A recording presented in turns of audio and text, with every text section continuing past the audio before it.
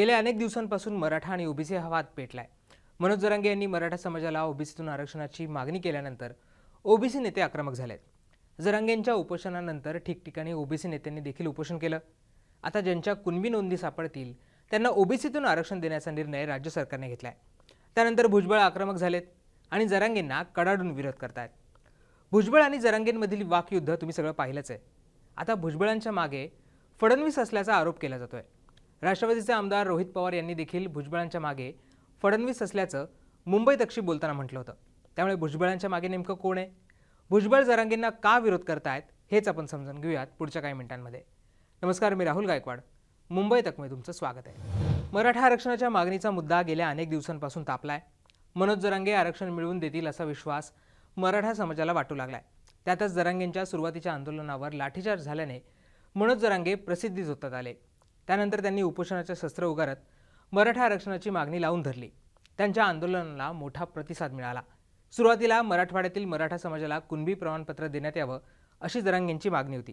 त्यानंतर संपूर्ण महाराष्ट्रातील मराठा समाजाला सरसकट कुणबी प्रमाणपत्र देण्याची जरांगेंनी मागणी केली। आता ज्यांच्या कुणबी नोंदी आढळतील त्यांना कुणबी सर्टिफिकेट देण्याचा निर्णय राज्य सरकारने घेतलाय। त्याबाबतचा GR देखील काढलाय। या सगळ्या घडामोडींनंतर भुजबळ आक्रमक झालेत। भुजबळांनी मनोज जरांगेंना विरोध करण्यास सुरुवात केली। मराठा समाजाला ओबीसीतून आरक्षण न देता त्यांना स्वतंत्र आरक्षण देण्यात यावं अशी भूमिका भुजबळांनी मांडली। त्याचबरोबर न्यायमूर्तीच जर जरांगेंचं उपोषण सोडवायला जात असतील तर आम्हाला न्याय कसा मिळेल असा सवाल देखील भुजबळांनी उपस्थित केला होता।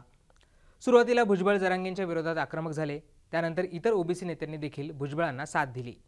भुजबळांनी जरांगेंवर हल्ला चढवत थेट जालन्यातच सभा घेतली। या सभेत देखील जरांगेंवर त्यांनी जोरदार हल्ला चढवला। या सगळ्यानंतर भुजबळांच्या मागे नेमकं कोण आहे असा प्रश्न विचारला जातोय। रोहित पवार यांनी मुंबई तकशी बोलताना फडणवीसांनीच भुजबळांना पुढे केलंय असं म्हटलंय।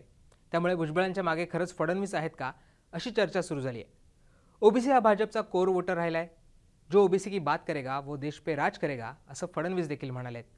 त्याचबरोबर एकीकडे जरांगे उपोषण करत असताना फडणवीस यांनी ओबीसी नेत्यांच्या आंदोलन स्थळाला भेट दिली होती।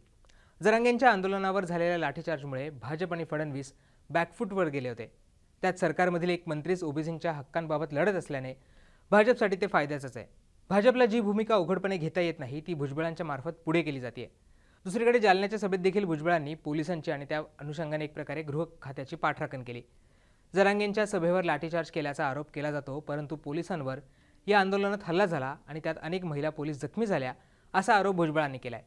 दगडफेक झाल्याने लाठी हल्ला केला अशीच भूमिका फडणवीसांनी सुरुवातीला या प्रकरणावर मांडली होती। दुसरीकडे भुजबळांच्या सभेला जाण्यास पंकजा मुंडेंना भाजपकडून परवानगी देण्यात आली नव्हती। भाजपचे इतर नेते जात असल्याने पंकजांनी जाऊ नये असं सांगण्यात आलं होतं। त्यामुळे भुजबळांचं महत्त्व कायम राहावं यासाठी ही रणनीती आखली होती का अशी देखील चर्चा आता राजकीय वर्तुळात आहे। आता भुजबळांना समर्थन देणारे आणि जरांगेंवर टीका करणाऱ्या वडेट्टीवारांनी देखील U-टर्न घेत भुजबळांच्या वक्तव्याचं समर्थन करणार नाही असं म्हटलंय। त्याचबरोबर सत्तेतल्या नेत्यांनी समस्या सोडवायच्या असतात त्या मांडायच्या नसतात असं देखील वडेट्टीवार म्हणालेत। त्यामुळे वडेट्टीवारांनी अचानक U-टर्न का घेतला असा देखील प्रश्न उपस्थित केला जातोय। त्यामुळे भुजबळ यावर काय प्रतिक्रिया देतात हे पाहणं महत्त्वाचं असणार आहे। दुसरीकडे येत्या काळात भुजबळ आपलं आंदोलन अधिक तीव्र करतात की भाजपच्या जवळची भूमिका घेतात हे देखील पाहणं महत्त्वाचं असणार आहे। आता भुजबळांना फडणवीसांचा पाठिंबा आहे का हे येत्या काळात समोर येईलच। तुम्हाला या सगळ्या प्रकरणाबाबत काय वाटतं हे मला कमेंट करून सांगायला विसरू नका। धन्यवाद।